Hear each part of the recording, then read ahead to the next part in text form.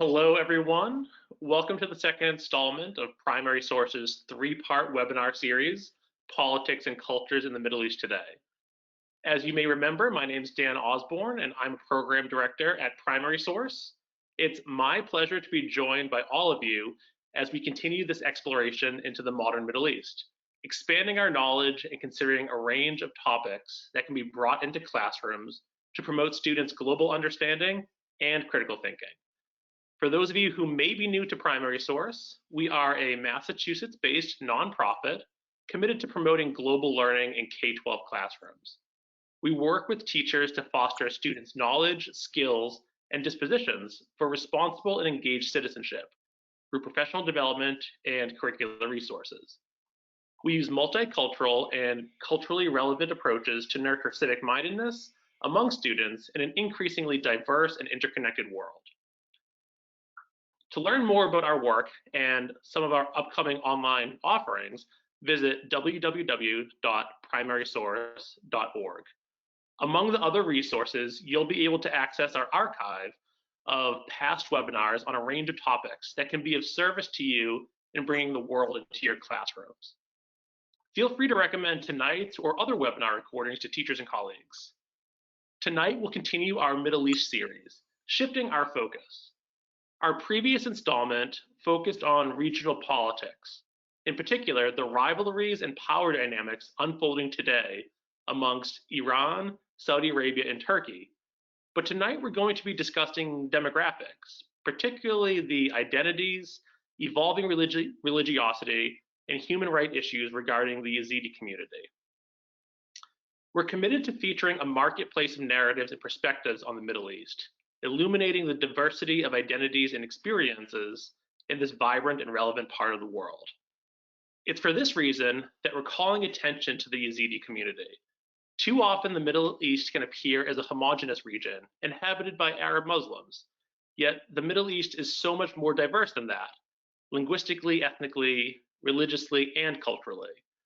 There's not always enough attention given to religious communities such as the Baha'i, Mizrahi Jews, and a number of Christian minority groups, Coptics amongst others, or ethnic groups as well, like Turkmen communities and the Kurds. We hope this webinar promotes a more inclusive vision of the Middle East and addresses some of the absences and silences that too often obscure the region's plurality.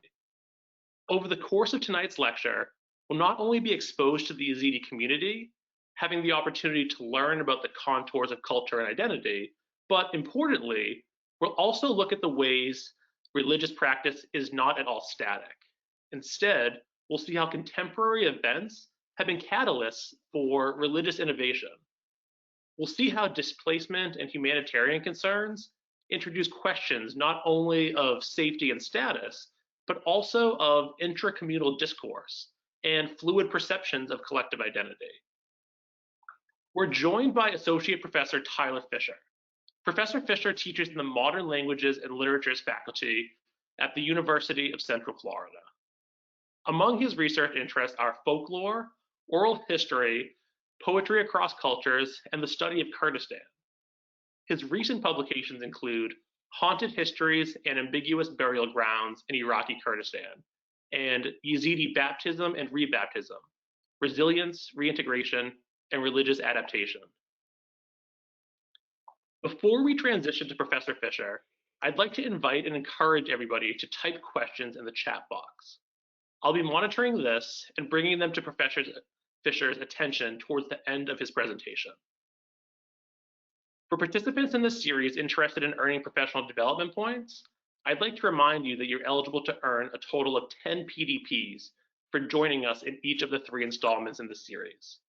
If you're unable to view one of the live webinars, please remember that the recordings will be available on our website as well as on our YouTube page. In order to earn PDPs, we ask that you respond to the reflection prompt that will be sent out via email after each webinar within 2 weeks of the initial live stream. As we listen to Professor Fisher, let's keep in mind the following questions. Considering today's topic, let's think about the following. Before Professor Fisher's presentation on the Yezidi community, how did you conceptualize ethnic and religious makeup of the Middle East? What value is there in learning about minorities such as the Yezidi community? For those of you working with students in the classroom, in what context could you envision discussing the Yezidi community, and what learning objectives would this satisfy? Again, I'll be sending these questions out via email for all of you to review and reflect upon in the coming days. But for now, it's my pleasure to introduce Professor Fisher. So thank you. Thank you very much, Darren, for that introduction. And I'm glad that we can meet today, especially on April 15th, because in fact, this is a significant day for the Yezidis. It's the New Year's Day in their annual calendar. So last night, the Yezidis were celebrating New Year's Eve, and today is Red Wednesday, as they call it. I'll tell you more about that in a moment. So on this Yezidi New Year, it's appropriate that we are focusing in on that ethno-religious community, which is mostly based in northern Iraq, northern Mesopotamia. New Year's Day for the Yezidis is really a time, as it is across cultures, for a community to reflect on their past as well as on their future prospects. And a lot of what I'll be saying tonight is in relation to how the Yezidis perceive themselves, and especially how they perceive themselves as a resilient community that's responding to recent historical events that have unleashed a genocide upon them.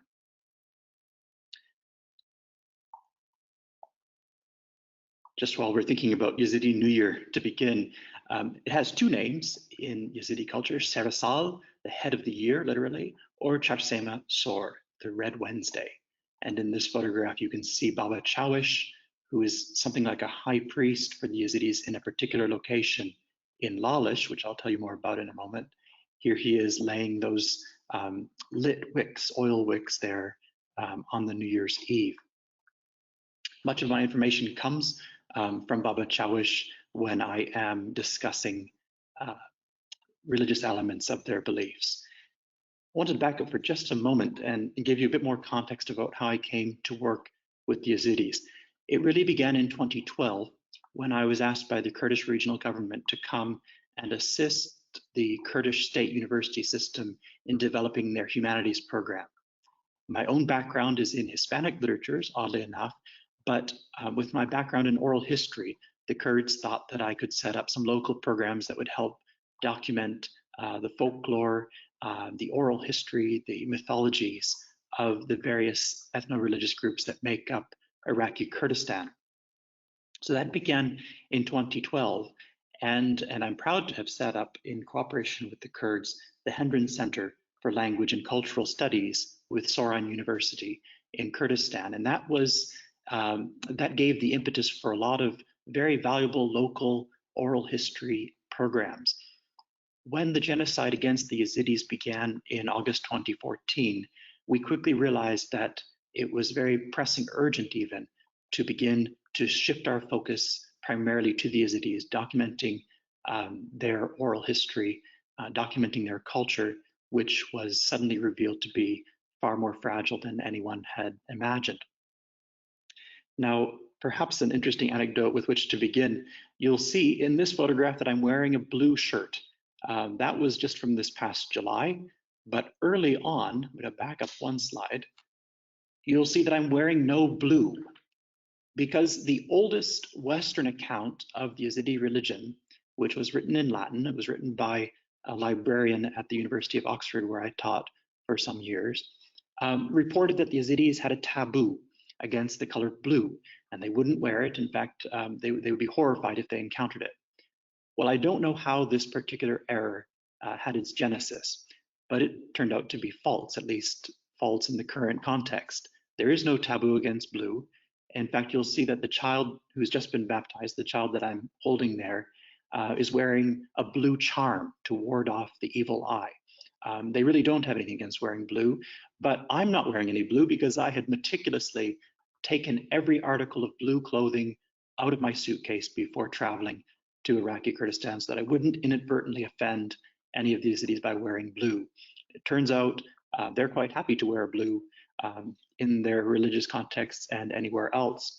So this past July, you'll see I was once more comfortable to wear a blue shirt to Lalish, their principal shrine.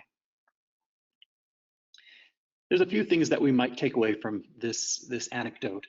One is that, well, I'm an outsider when it comes to studying these cities, and that has its advantages and disadvantages. I come with a lot of questions. I still have many questions unresolved. And Yezidism, I should say at the beginning here, is a religious culture that doesn't have a canonical text. It doesn't have a Bible or a Torah or a Quran. They respect those texts, but they don't have a canonical text of their own. Instead, they use oral singers called qawwals. These oral singers are trained in singing hymns that transmit the religious knowledge of the Yazidis across the generations. So the hymns can have to do with stories. They can be something a bit more like psalms, just expressing praise, expressing feeling. But they don't, as it were, have a written text that is deemed canonical. There are multiple historical, social reasons for the fact that the Yazidis don't have a written historical canonical text.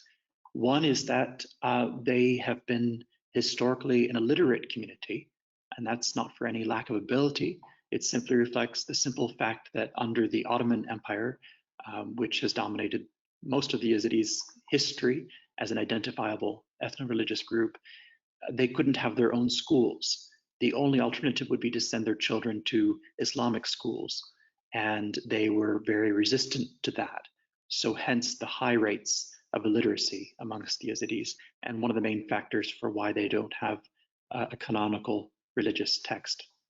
This is also one of the factors that made the Yazidis a particular target for extremist groups like the Islamic State.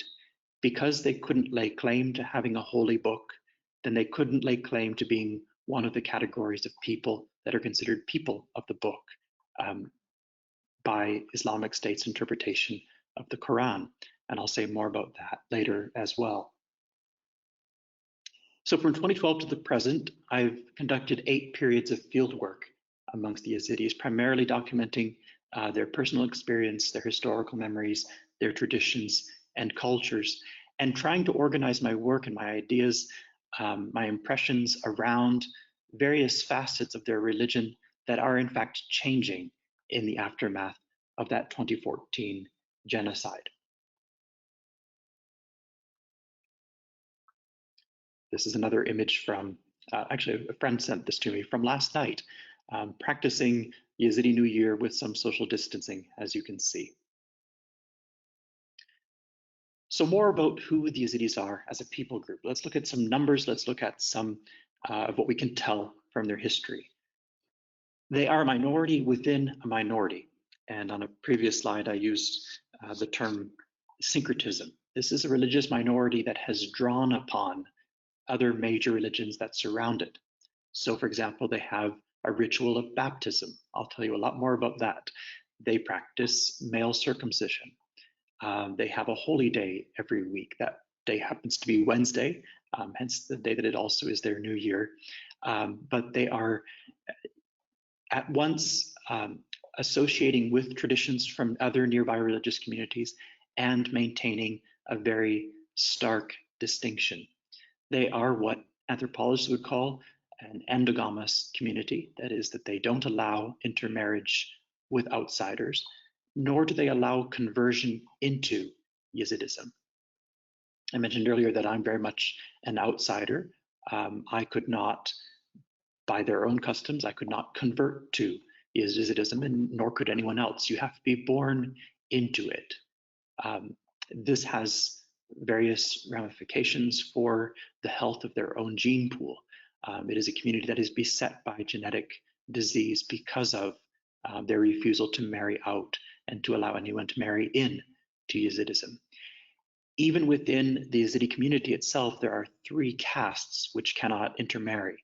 These 3 castes are called Pir, Sheikh, and Murid, and roughly they correspond to Pir caste being the religious authorities, the clergy, and then the Sheikh, which is the smallest caste, but also the most politically powerful and historically the wealthiest caste, and then the Murid caste, which is the largest by number, and it is, as it were, the common people, the lay people, the non-clergy, and the non-politically powerful.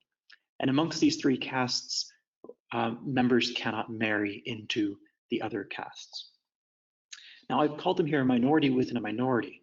And by that, I want to foreground the fact that Yazidis are, by numbers, largely Kurdish speaking. They tend to speak either Sorani or Badinani Kurdish, or you have some Kurmanji Kurdish speakers, but they are, by linguistics, they are ethnically related to the Kurds. There's another large group of Yazidis that speak Arabic. Those are the Yazidis that populate the Sinjar or Shingal area in northern Iraq. And they were the ones that really took the brunt of the Islamic State's onslaught in 2014. But a minority within a minority, that's the idea that they are ethnically closely aligned with the Kurds themselves being a minority within the larger Arab world and within Iraq and Iran and Turkey. So this has caused the Yazidis to be particularly vulnerable as a minority within a minority. And just to give you some overview of where they are geographically and in terms of numbers, it's hard to get exact numbers, but let's use the rough estimate. There are about 650,000 Yazidis in Iraq, and they're divided into two large clusters of population, as it were.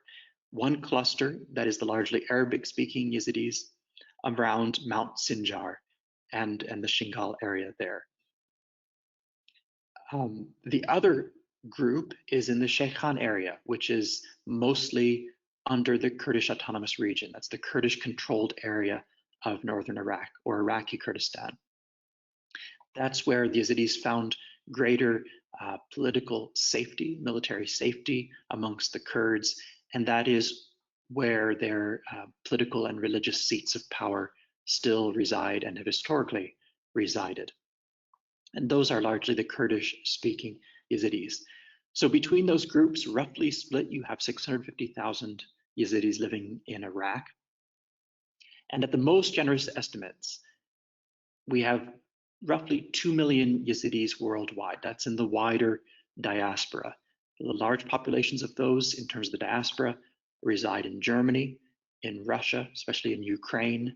The Yazidis in Turkey have mostly emigrated to Europe, and now we have some significant recent refugee populations, asylum-seeking Yazidis in Canada and in the United States, especially in the North Midwest.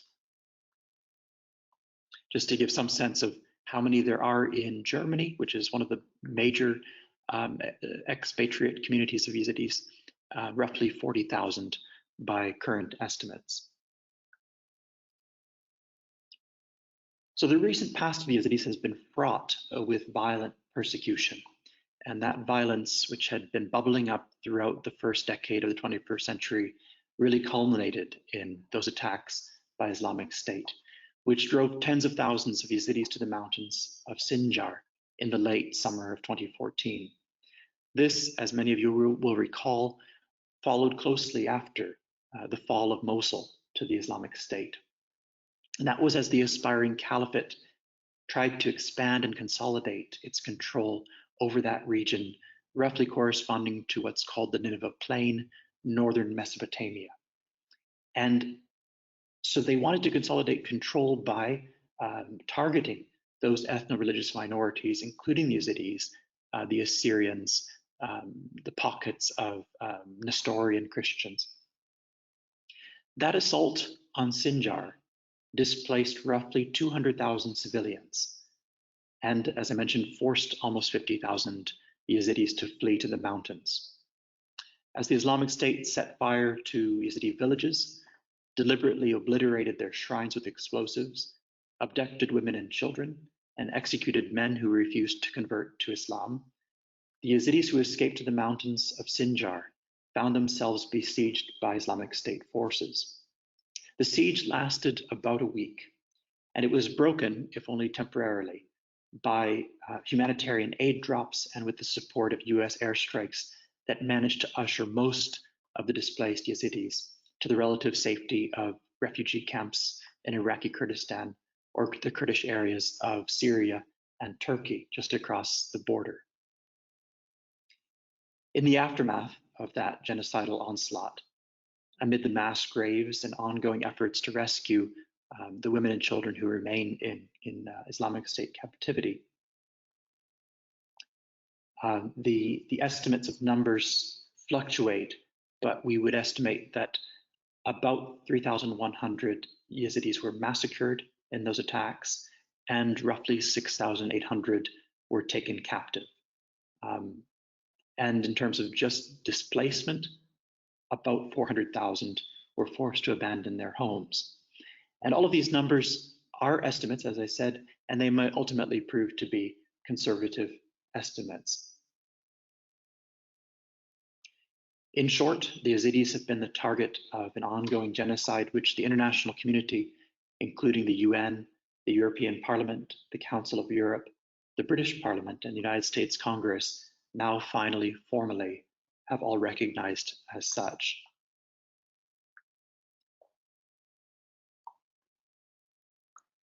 Here's a photograph from Lalish. This is at the time of the Yazidi New Year, albeit back in 2016. And this is the most sacred site for the Yazidis. As one Yazidi remarked to me, this is his Vatican. This, as it were, it's the equivalent of Mecca. It's the equivalent of the Temple Mount in Jerusalem. This valley for the Yazidis is the holiest place. They don't, for instance, wear shoes anywhere in the valley, except in the winter. One is allowed to wear thick woolen socks to keep your feet warm.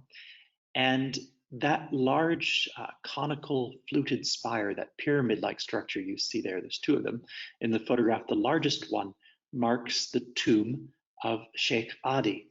Now, Sheikh Adi is seen as the reformer, the second founder of Yezidism back in the 12th century. The actual origins of Yezidism are really shrouded in mystery. We don't know exactly how Yezidism emerged from Zoroastrianism with Jewish influences, perhaps with Manichaean influences. There seems to be some Gnostic elements to their beliefs, as we might touch on when we think about their reverence for angels. But ultimately, Sheikh Adi is their principal religious figure. Many miracles are attributed to him. His tomb is in a shrine under that large fluted conical spire. And Lalish, this valley, this temple complex, this cluster of shrines, is also believed by the Yazidis to be the site of the Garden of Eden. Not only is it the site of the Garden of Eden, but it's also where Noah's Ark came to rest. That mountain across the valley that you can see in the photograph is called Mount Ararat by the Yazidis. And in the nearby town of Ain Sifni, which has now been enveloped by the larger town of Sheikhan, in Ain Sifni, that's where the Yazidis believe that Noah lived and where he began to build his ark. Ain Sifni itself, as a name, it means muddy or murky spring. And the Yazidis contrast the muddy, murky spring of Ain Sifni with Kanyaspi, the white spring in Lalish, where baptisms take place. I'll tell you a lot more about that to come.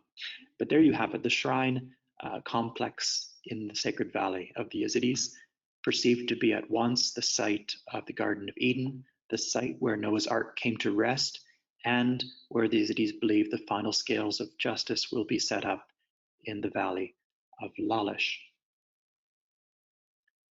So the Yazidis survived as a peripheral minority in those upper reaches of Mesopotamia during centuries of the Ottoman Empire, the British Mandate, the Baathist area, and the American occupation and withdrawal, and the ascendancy of the Islamic State. Northern Iraq has long been the center of Yazidi devotion, and the area where their population is still most concentrated. Shifting political and military tides have been punctuated by recurring hostilities and devastation for the Yazidi communities. There's an oral tradition amongst the Yazidis that the number of massacres unleashed upon them, numbers 72, or some say 73, A large number of them say that 74 is the actual number when you include the Islamic State's genocidal campaign. These numbers for Yazidis have a significance because 74 is seen to be a number of completion, that once you attain 74, it represents a fullness. So there's a certain optimism as well as an observance of their persecution past. There's an optimism about the future that finally they've reached the fullness of this series of persecutions, which, by the way, they call firman. It's an interesting word because it means, in Turkish and in Arabic, it means order or command. And you can see how metonymically the idea of a sultan or an Ottoman ruler commanding a massacre, firman, that command then subsequently unleashes the massacre upon a people group like the Yazidis. Why have they been so persecuted? Well, I mentioned earlier about how they don't have a canonical text. They don't have a Bible or a Quran or a Torah that they can point to. And so even though the Yazidis themselves claim to be monotheists, their reverence for angelic beings, and they have 7 principal angels, and the syncretistic features of their religion have caused neighbors of other faiths to regard them as heterodox, as apostates, or in the worst case, as devil worshippers, because one of those 7 angels takes the name of Iblis as one of his names. That's their peacock angel, their principal angel, and many Muslims in the area associate that angel with Satan or with the devil. So the fact that they revere this peacock angel makes them vulnerable to the accusation that they are devil worshippers. In fact, to quote the English language version of Dabiq, the principal propaganda organ of the Islamic State, the persecution, the murder and enslavement of Yazidis is justified on the grounds that they are, quote, a pagan minority, mushrikin, whose worship of Iblis, that's another name for Satan, makes them fit only for forced conversion, the sword, or slavery. The Yazidi women and children are divided according to Sharia amongst the fighters of the Islamic State who participate in the Sinjar operations after 1/5 of the slaves were transferred to the Islamic State's authority. End of quotation from Dabiq. But these are the kinds of justifications that the extremists of Islamic State used to unleash their persecution of the Yazidis. But one of the main points I want to get across in this webinar is that the very same religion which has made the Yazidis a target for persecution has also rendered them resilient in other ways. And it's that religious adaptability which has allowed them significantly to evolve as a religious community and ultimately to find some measure of thriving in the present day. So, as I said, I want to think about baptism, rebaptism, and reintegration of especially Yazidi women and children who had been captured by Islamic State. Kanya Spi, the White Spring in Lalish.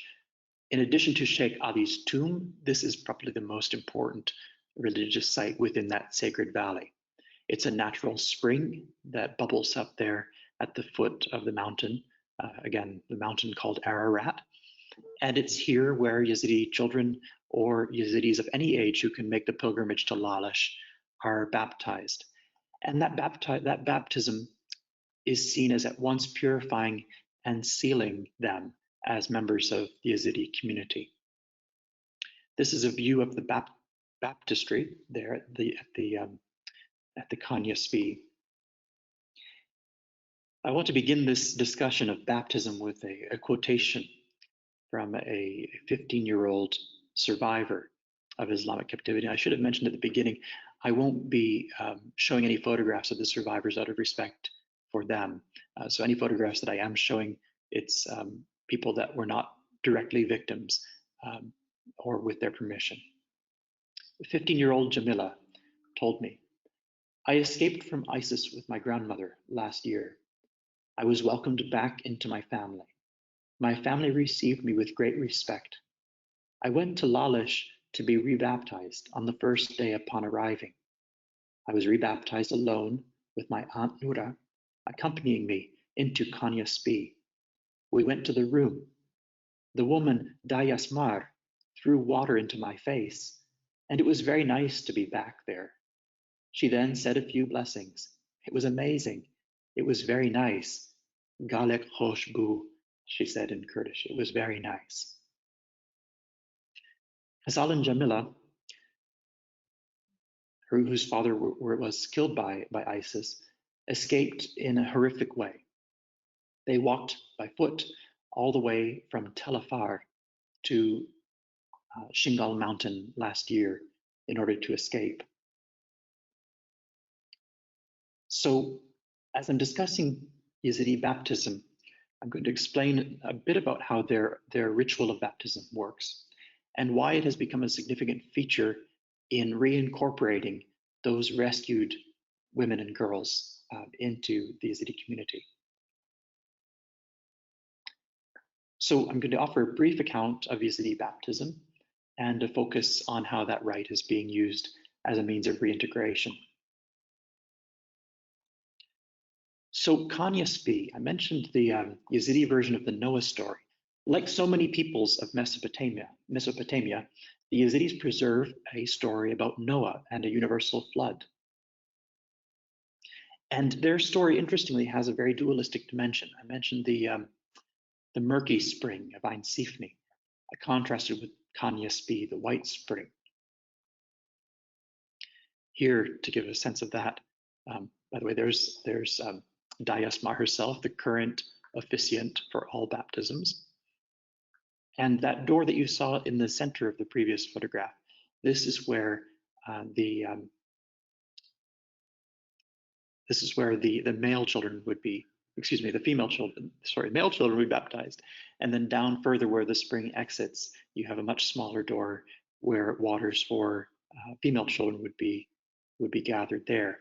But in practice today, and this is one of the interesting perhaps evolutions in current practice, is that all the baptisms take place at the uppermost door where the largest chamber sits directly over the spring as it bubbles up there in the baptistry.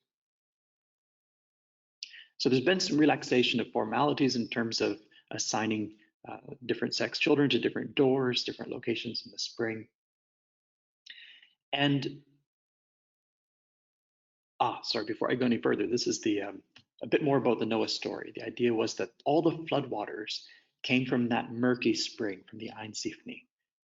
But the pure waters of Kanya Spee also gushed out, and they were ultimately the waters that won out when the murky waters subsided. Now you might notice there's some curious features of this Noah story. There's some familiar ones as well. You can see the dove returning with the olive branch, indicating that the floodwaters are finally subsiding. But there's also a large black serpent there at the edge of the ark. And this is the reason why the Yezidis revere serpents. And you'll see serpents depicted on many of their principal shrines. Their Noah legend includes an anecdote about the ark having run aground against some sharp rocks. And the serpent, very self-sacrificially, used her body to plug the hole of the ark, and so saved all of humanity and the other animals. And so there's a great deal of reverence, especially for black serpents in Yezidi culture. Perhaps to outsiders, this is another element that looks sinister, but that's the story explaining why they revere the serpents as holy.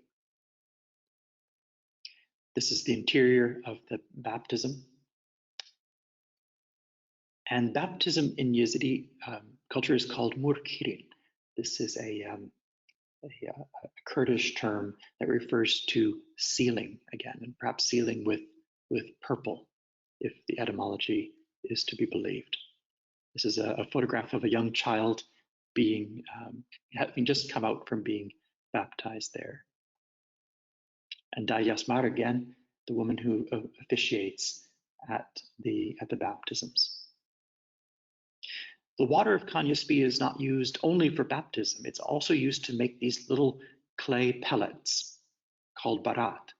And the clay pellets in turn are used to add to flour when baking bread and add to yogurt when making yogurt.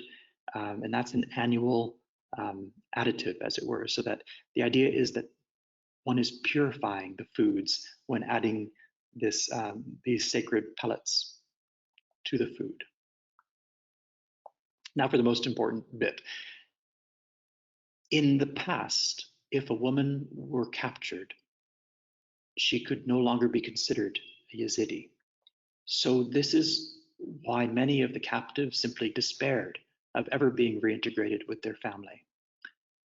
Here I am with Baba Sheikh, who is the principal religious authority of Yezidism. He's something like a pope in Yezidi culture.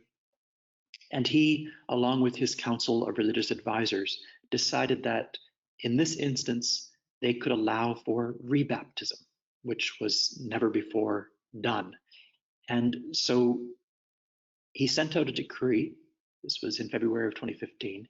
He said, "We call upon all to work in solidarity with those victims to get back to normal and reintegrate them into the community." He then addressed, through the television, through the radio broadcasts, addressed the girls and the women and their children who were in captivity. He said, "Welcome back. You are halal. You are not haram. What they did to you, it was not your choice." And this announcement was made in English, Arabic, and Kurdish. One of my Yazidi informants said, the Islamic State thought that they could break the Yazidi community by taking the women, but Baba Sheikh's decision broke that way of thinking. And I spoke with many former captives who heard that radio broadcast or saw that televised, and it gave them hope of returning to Lalish, being rebaptized, and being accepted back into their community. As we saw from the comments by Jamila, this was something that was very spiritually significant for her, allowing herself to once more perceive herself as an accepted member of the community. So you can see the pattern here emerging, the idea of defilement and then purification. The rebaptism is allowing for that restoration and reintegration, just as it does with the annual purification of the foods and with the baptism of children. So these victims that had been seen in the past as outsiders and unacceptable were once again welcomed in. I want to move to speaking about shrine rebuilding, which is, now that we've seen a little bit about the personal dimension in the aftermath of the genocide. The genocide also takes the form of physical obliteration of the shrines. Now, these shrines were not obliterated. These, in fact, are, again, those principal pinnacles there in Lalish, Sheikh Adi, and his tomb. And you can see how even in the past, they had this very basic format for their shrines. Just to give you some sense of what the interior basic layout, and this is repeated with some variation amongst the shrines that dot the hillsides around the Sheikh Khan and Sinjar regions.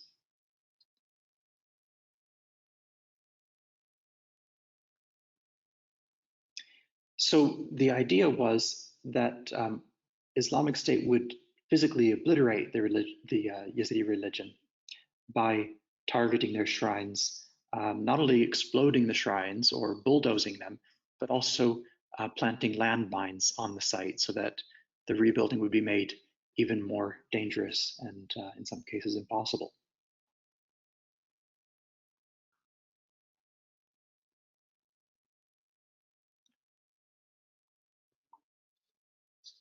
Some estimates have it that 24 shrines were obliterated by ISIS. Most of those were in the area of Bashik Bazan, which is a pair of villages where a large Yazidi population resides. 14 shrines were in that area. So the basic physical layout, you have most obviously the white, often plastered white, fluted conical spires. You have at the very top a metal gold-colored bronze helil, and colorful paria. Those are the handkerchiefs or the little flags, the cloths on top of the spires.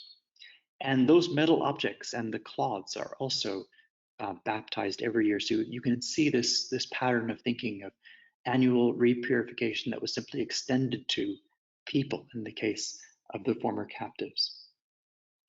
And those are baptized annually following the Yezidi New Year. So in the coming weeks, every shrine will have its appointed day at which those shrine toppers, those metal and cloth objects, will be rebaptized. The shrines have a roughly rectangular base, which sometimes includes a room or rooms and niches for lighting those oil wick lamps. Now, there are different vocabulary that are applied to shrines. The most general one is masar or nishan. This is where you have a prominent religious site. It's not necessarily a tomb, but it's a site that's associated with an historical religious holy person. And those holy people can be men or women in Yezidism. So I want to think about one shrine. This one is not a tomb, it is a mazar in the broadest sense. And it's seen to be a place where Sheikh Hassan, who was one of Sheikh Adi's closest companions, had his seat, as it were, his place of receiving visitors, pronouncing judgments, sitting and reflecting and meditating. This one was not destroyed by ISIS, and that's actually one reason why it's particularly interesting. It was, in fact, destroyed decades ago under the Ba'athist regime, and it was only renovated in 2017. So it was left in ruins. You can see some of the ruins here before they began the rebuilding in 2017. So in a sense, it's tangentially related to Islamic State's demolition of Yazidi shrines, but its rebuilding is part of the wider impetus that the aftermath of genocide has in fact unleashed in terms of rebuilding Yazidism more generally. So I mentioned before that it was destroyed as part of the Ba'athist Arabization campaign that lasted from 1963 to 1964. And this was, in fact, not so much a religious targeting. It was the entire removal of the nearby village of Badre. And again, this is within the larger Nineveh plain. But the Yazidis I spoke to saw the rebuilding of this shrine as part and parcel of their wider resilience in the face of genocide.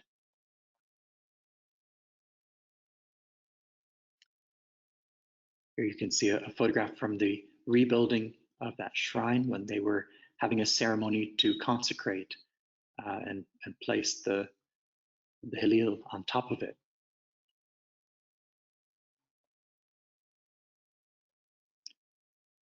The shrine itself is, as I mentioned, just outside the town of Badre. In fact, it's on an old Assyrian tell or archaeological mound there that was probably once a fortification or a settlement. You could see shards of Assyrian pottery and other clay items there where the rains had washed rivulets down the slopes of that mountain. The Yazidis did apply for permission from the Antiquities Authority based in Mosul to rebuild the shrine there in that area. Now you might notice, interestingly, from this photograph that there's no Halil on the top. There's no metal object. There's no colorful cloths. In fact, that's the result of vandalism. It seems like some locals believed that there was some value in that metal, which there isn't really, but they thought it was gold or some precious metal and made off with it. So it was several months before the Yazidis replaced it. Just to summarize a few ideas here. There's a history to Yazidi shrines being destroyed, as we've seen in the case of Badre with the Ba'athist Arabization campaigns. But never before had there been such a systematic and large-scale destruction of the shrines as that carried out by Islamic State. Now, the flip side to that is that in the present day, we see a much more sustained, systematic rebuilding of the shrines than has ever been undertaken before.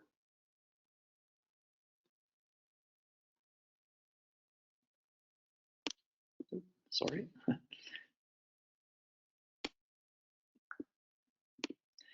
So in this context of an ethno-religious community that has mainly transmitted its religious traditions orally, I like to think of these shrines as something of a text in their own right. That is, that the shrines play a crucial role in protecting and transmitting that cultural heritage with which the Yezidi identify. So we think of the shrines as something like topographical texts.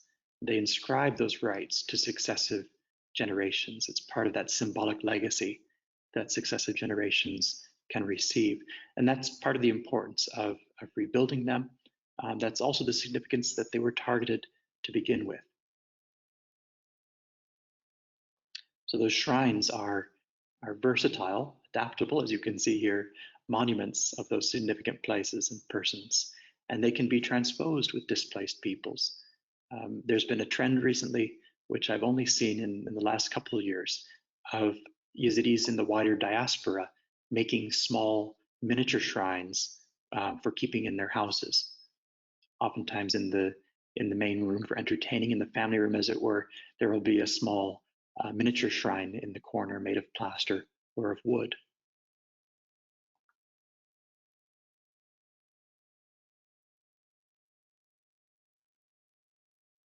So we see how the rebuilding of Yezidi shrines is also central to the restoration of the wider Yezidi homeland in both the figurative and the physical dimensions.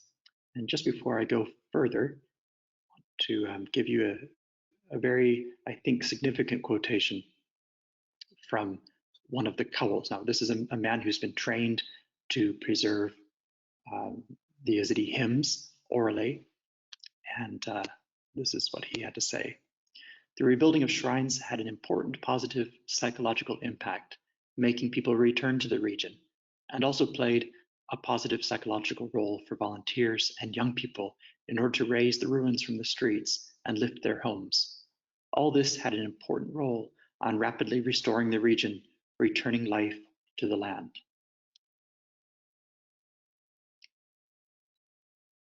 And I wanted to play a quick video, if it works, of the ceremony used to consecrate the new shrine.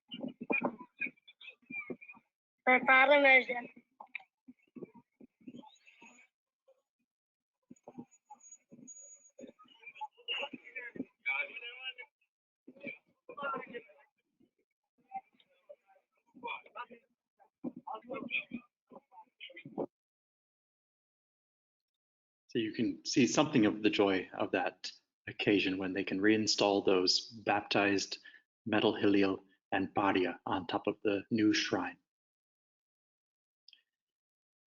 Well, towards the end of this presentation, I want to just touch on a couple of interesting phenomenon that perhaps not as complex as rebaptism or the rebuilding of shrines, but have fascinating dimensions in their own right. And one is what we might think of as an emerging martyrology amongst the Yezidis. The Yazidi tradition didn't have a tradition of martyrs as such, and yet a couple of a male and a female, a woman and a man, have emerged as martyrs in the Yazidi retelling of this recent genocide. And even the term Shahid is being applied to them.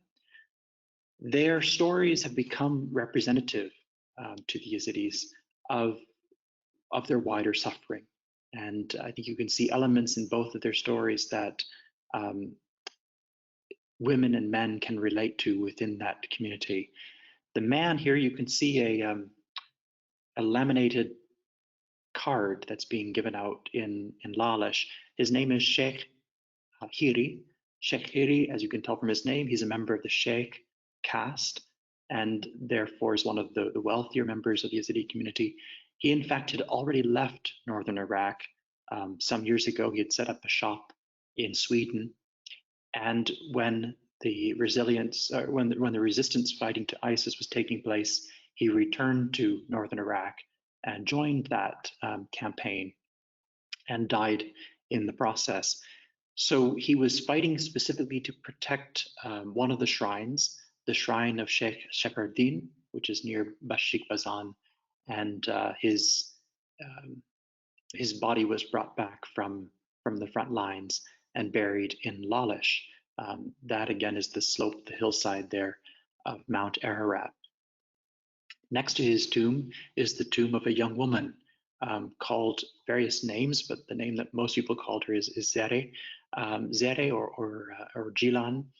But Zere was a young girl who was said to have committed suicide before she could be forced to convert or before she could be raped. And so when her body was recovered and her sister related that story, she was also buried in Lalish. Now, this is an interesting phenomenon because until this time, only the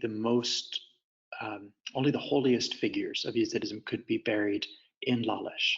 In other words, there weren't commonly cemeteries being added to Lalish, but in this case, the bodies were brought there with great fanfare, with a similar procession that you just saw in the video with the Defu Shabab, the traditional fifes and tambourine-like drums accompanying that procession.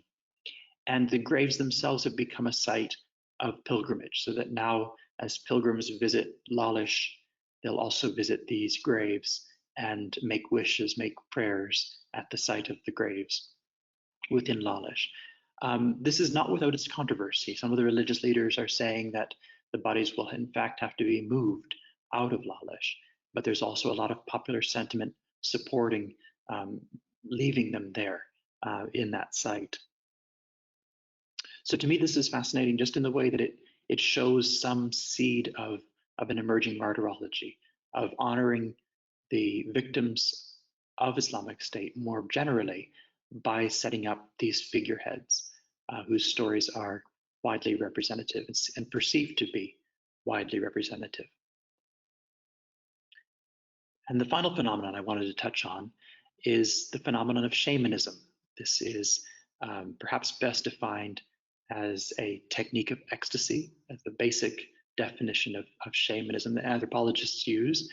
And here are a couple of female shamans that I interviewed because both of them claimed to have predicted Islamic State's genocide.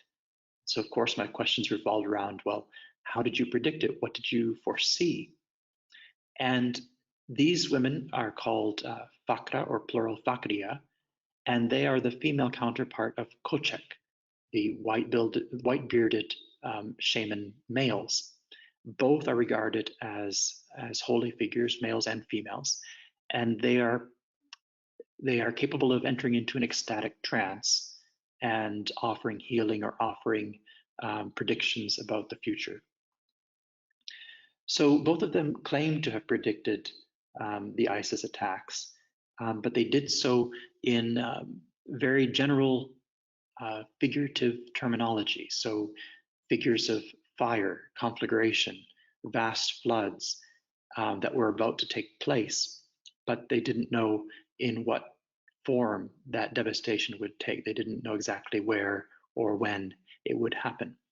So interestingly, the productively vague nature of their prophecies has served not to make them a target of opprobrium by the community, but to actually reinforce their status as fortune tellers. And the entire shamanic tradition amongst the Yazidis has gained a new lease of life because of this kind of claim that they had foreseen ISIS. And by the way, both of them predicted better days ahead for the Yazidi community. And again, this is a dimension of their culture, which if you read anthropologists' accounts of the Yazidis from the 1990s, even as recently as the 1990s, many of them said that the shamanic practices had died out. They simply weren't practiced anymore. People saw them as an embarrassment. In the advent of modern medicine, they were seen to be ineffective healers. But now across the generations, I spoke with teenagers as well as the elderly, and they all had high regard for their Kochak Fakriya within this wider shamanic tradition. So generally, like the Fakriya, like these shamans, I would end with a cautious note of qualified optimism about the Yazidis. This is a community that has, through suffering, found a renewed sense of identity.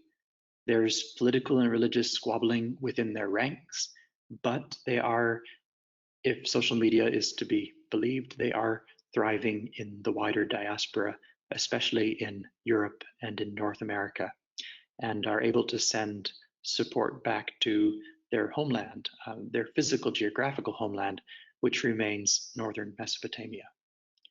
Thank you very much for your attention, and I look forward to your questions. Thank you so much, Tyler. That was an incredible tour de force. Thank you for leading us through that lecture. So I'd like to open up the webinar to questions from any audience members. If so, please either type in the question box or use the hand raising feature in your control panel. And while we wait for people to either formulate their questions or continue to digest some of the content from that incredibly information-rich session you just gave, I have a couple questions myself. So the first one would be to return to you and your gaze. You had been very explicit at the onset in talking about your status as an outsider and how that for you has raised many questions, not all of which have been answered thus far. So I'm curious, as a researcher, as somebody who's dedicated a portion of your professional life over the last, now approaching a decade, what are the ongoing questions that you're asking? And what are your methodologies for trying to go about collecting data and identifying some answers? Certainly. Well, let me perhaps begin with a small anecdote that represents a very minor question that I still have. I felt like after 3 years of focusing on the baptismal spring, I thought that I had heard everything and read everything that could possibly be found about that particular baptismal spring. And then I chanced upon an account by a visitor to Lalish in the 1930s. He was a British military man, and he said in his account that the Yazidis keep sacred newts in their baptismal spring. And I thought, I've never heard them mention the sacred newts, but then again, I haven't looked deeply into the water. And so last summer when I was there, this was in July of 2019, I asked Dayasmar, the baptismal officiant, about these sacred newts. And at first she said, no, we have no such thing. If we did, it was just an accident that they swam into the spring. And then a day later, she came back to me and she said, I remember when I was very young, people did talk about sacred newts in the spring, but the only sense in which they were sacred is that they were living in the waters of that sacred spring. But that was one, for me, rather amusing anecdote in which a completely unexpected bit of information surfaced, and I realized that there was still so much to know about this culture and about this religion. So yes, I've moved from assuming that blue was taboo to learning some details that I never expected to learn. Um, One of the big questions, I mean, that's a minor one and fairly inconsequential as far as I can tell right now. One of the big questions that I'm still trying to get some purchase on is the Yazidi idea of the afterlife is very divided. And it's roughly divided along what I showed you on the map at the beginning, where you have Mosul, which stands between those two major population groupings of Yazidis in northern Iraq. In one group, mostly the ones that live in the Sinjar area, there's a strong belief in reincarnation. In the other group that mostly lives around Sheikhan, there's a belief that aligns very closely with Muslim beliefs about the afterlife, and that is that the soul crosses a very narrow bridge and arrives at the final judgment if they don't fall from that bridge into hell. And the belief really emphasizes those final scales of judgment, which the Yazidis believe will be set up in the center of Lalish. In fact, believe that the scales are already there spiritually inside the center of Lalish. So to me, these are two irreconcilable beliefs. And one question that I was trying to investigate last summer, but I didn't investigate it to my satisfaction, was in the aftermath of genocide, is there any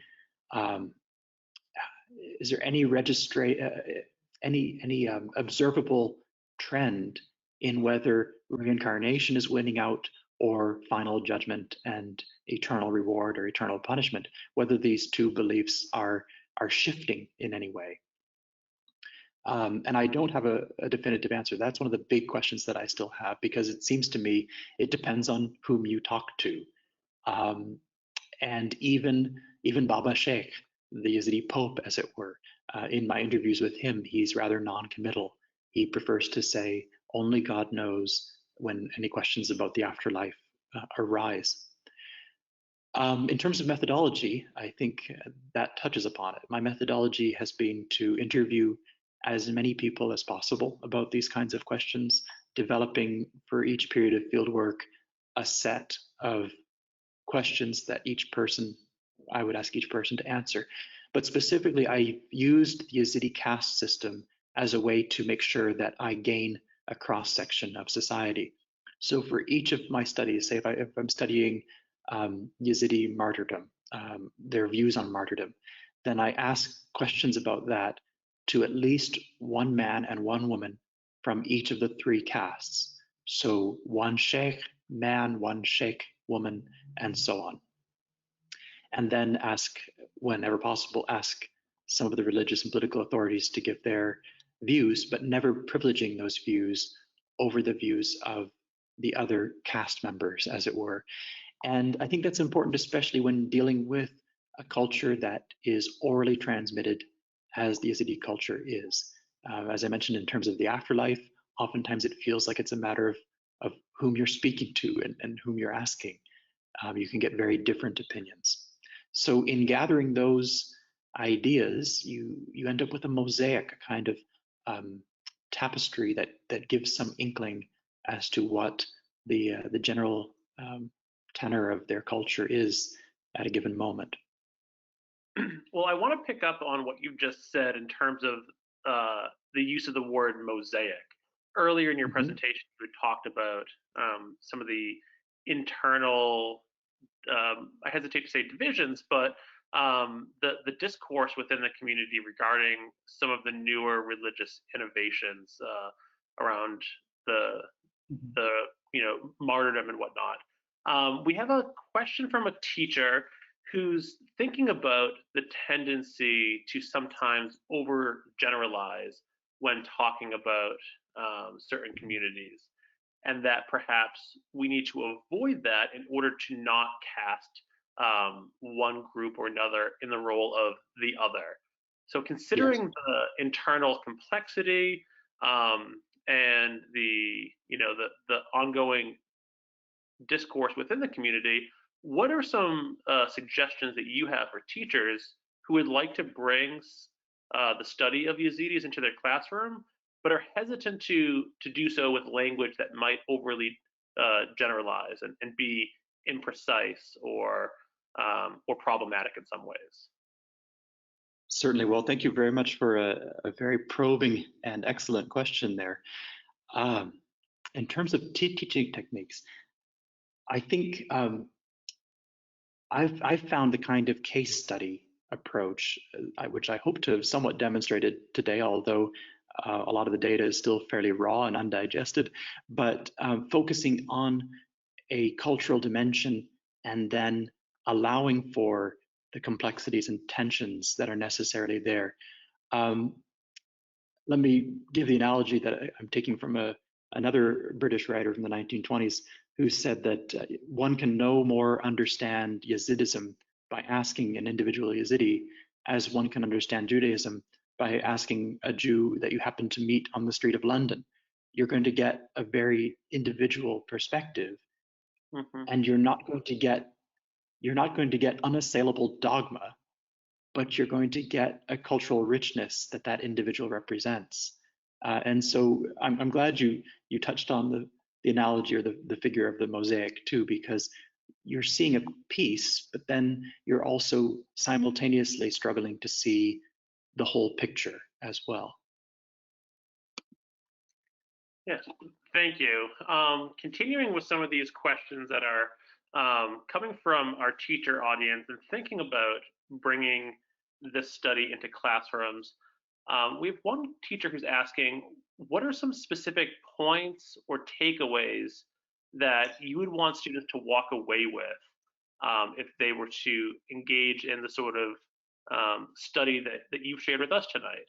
How could you see this being integrated into perhaps a world history curriculum in terms of the themes or key ideas that you might see as a teaching objective? Certainly. Well, maybe I can mention three. One is Sure. the theme or the conceptual idea of syncretism. And to some Hmm. degree, any religious culture is syncretistic, but some are more obviously so than others. And so, in terms of the Yazidi culture, you might even think about certain aspects of their culture, like having a holy day every week. It's not Friday, it's not Saturday, it's not Sunday. They've chosen Wednesday. And even some of the Yazidi religious leaders that I spoke to said that was a deliberate choice because we wanted to be different from our neighbors, and we wanted to have our own holy day. Now, whether or not it was a deliberate choice, that's probably debatable. But something like that that shows correspondence and difference. Another thematic approach might be related to that, just thinking about the confluence of the geographical position that they maintain. And again, thinking of the imagery of mosaic, that Nineveh plain being such a rich crossroads of empires and cultures and monotheistic faiths rising and falling, polytheistic faiths too. Um, how did that geographical location actually um, serve to produce what their faith currently is? Um, I forget what my third one was going to be, but it might come back to me. I'm sorry. Just thinking in terms of the cultural crossroads too, and the way it relates to the regional history. Um, you might recall my photos of Baba Chawish at the beginning. And by the way, his name roughly translates into father singer. He's a cantor essentially. He's the high priest of Lalish. He resides there. He's not allowed to marry throughout his life, and he'll serve in that position until he dies. But he frequently likes to compare himself and his religious robes to the old Assyrian stone reliefs that we have that show Assyrian headdresses and religious robes or royal robes. And so in terms of self-perception of a religious or cultural community, The way that Baba Chawish in this case wants to draw connections with um, an ancient empire and identify himself with that, and more broadly identify his religious community as having some undocumented connection with the Assyrians in the way that they dressed and behaved. That idea of self-perception and wanting to um, locate one's culture within a broader network is really interesting. And that might be something that students could reflect upon for themselves. Again, drawing it back to the idea of syncretism. What elements in our own religious cultures can we think of as having similarities and differences, points of contact with other religions, whether that be denominations or sects or broader faiths. Another question, thinking about how you commenced the presentation by talking about a minority within a minority, but then connecting it to what you just mentioned about some of the forms of collective memory and the connections to the past with the present. The Yazidi community is a minority within the Kurdish population, and one thing that our audience may be familiar with is the nationalistic bent of some of the members of the Kurdish population in Iraq and throughout the region, the yearning for sovereignty, statehood, self-determination. In what ways are the Yazidis a part of that Kurdish national movement, or in what ways do their forms of collective memory and narrative actually play into their own sense of national identity, if that does exist? Thank you. These are really excellent questions, and I hope that I haven't glossed over too much along the way, because you raise really important points. Thinking again about that basic geographical division among the Yazidis in northern Kurdistan, in northern Iraq, which corresponds roughly to the Kurdish region, Iraqi Kurdistan, and the Sinjar region, which is still part of central Iraq. And again, that division plays out in terms of their linguistic preferences. Again, the ones that choose to that speak Kurdish, those that speak Arabic more naturally, it plays out politically as well.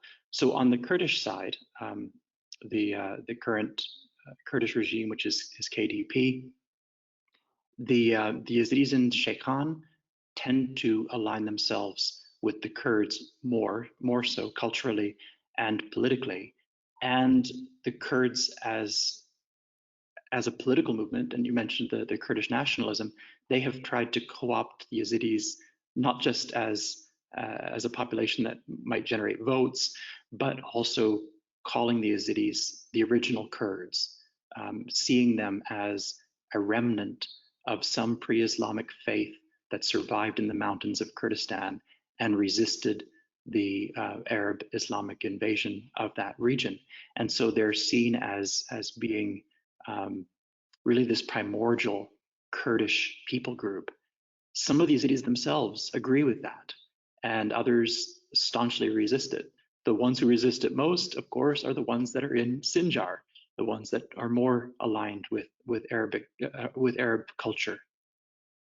And it's in Sinjar where, in this current day, there's actually an emerging Yazidi movement for autonomy, for some level of autonomy, perhaps akin to what's been granted to the Kurds, but to make Sinjar less of a pluralistic region and one that is more explicitly identified as a Yazidi region. So they're calling it Yezidi Khan, land of the Yazidis, and they have designed their own flag, and it's become a political military movement of its own. That to me does not bode well. I think the future would be rosier if there was a move towards greater pluralism, but I'm not sure how that will play out. In fact, even in these months, there's representations being made in Baghdad to relinquish further autonomy to the Yazidis in Sinjar. So we have time enough for just one more quick question So again, being cognizant of the fact that we're joined by an audience of teachers tonight who are hoping to take this information and find creative ways to bring it into their classroom so their students can have access to it. Do you know of or have recommendations for books and resources that may actually be targeting a younger audience that may be grade level appropriate for middle or high school students? Yes, let me grab one off my shelf. I'm going to have to get the title and author correct here. Perfect.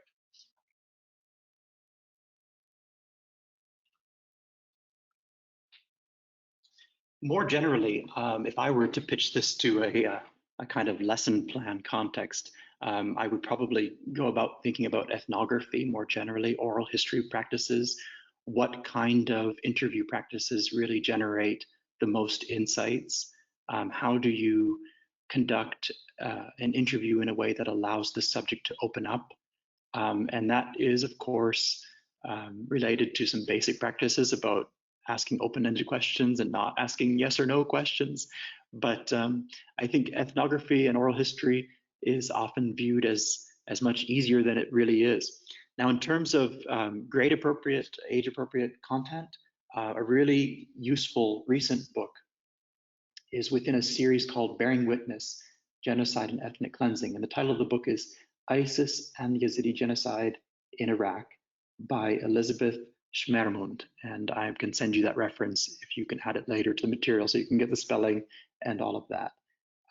But it's a very well illustrated and very contextual approach to the broader issue of the genocide against the Yezidis. And I think in the near future, there will be some really fascinating material generated by the Yezidis themselves.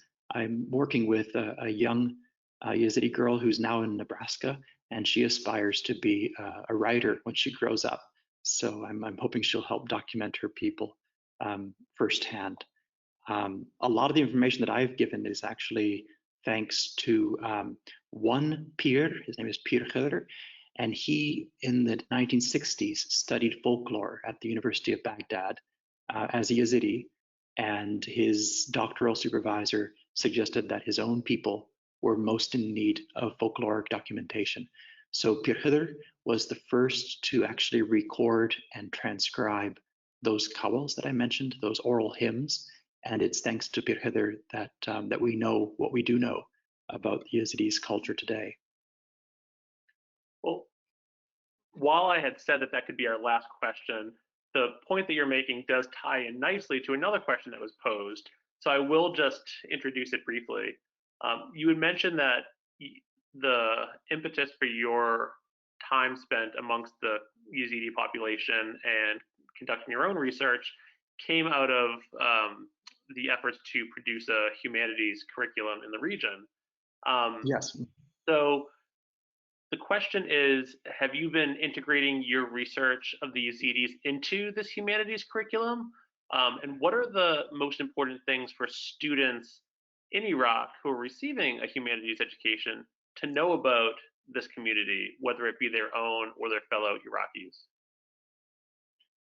Well, that's a good question, I suppose, to conclude on, because it really ties in a lot of the complexities and problems that are naturally part of approaching cultural difference. And so since this has been my work with the Kurdish State University system, this is work that is in fact sponsored by those who want to co-opt the Yazidis as the original Kurds. And so you can see what the problem there would be if they're going to be overgeneralizing, oversimplifying the community's own concepts of identity, then that could be counterproductive. In answer to the sub-question about whether I've incorporated this work directly into the curriculum, no, I've not, because certain English writing skills and so on were more pressing to foreground there, and so in terms of curricular development, it's been more just setting up models of field work, field practice that can be used in other contexts as well, not just amongst the Yazidis, but amongst other ethnic groups. including the Aramaic-speaking Assyrians, which I was working with last summer in terms of their own folktale traditions.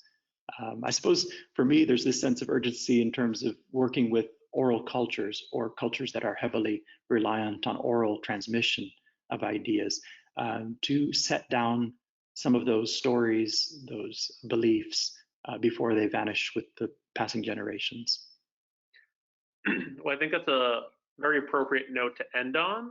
One of the reasons why we invited you to speak and why we thought this topic would be so important is because it reminds us of the fundamental questions in the humanities, history education, and social studies education, which is what stories are told, from what perspectives, who hears them, why do we tell those stories, and how can we break silences in classrooms so students can have more access to diverse perspectives that perhaps may not be reflected in their own lives or their own community. And I'd like to thank you again for introducing a lot of us to a lot of new information about a community that may be underrepresented in some of the mainstream uh, media depictions of the Middle East. It's wonderful to be able to get such a rich and complex understanding of the humanity of the Yezidi community. And we thank you for your time tonight speaking with all of us. Thank you very much, Dan. And I think, the idea that, well, I would never want to say that there's a silver lining to genocide, but this is a community that was largely ignored, forgotten until they suffered genocide. To take one example, if you look at the Penguin Encyclopedia of World Religions prior to 2014, there's literally no mention of the Yazidis. After 2014, they have their own entry in that encyclopedia. And that's just one example. So it is bringing a degree of attention and understanding to these people. But you're so right in what you say. It's those personal and communal stories that allow us to see people, and not just as statistics or numbers. Well, that is advice that hopefully we can all take to heart and then into our classrooms. Thank you again, and enjoy Thank your you.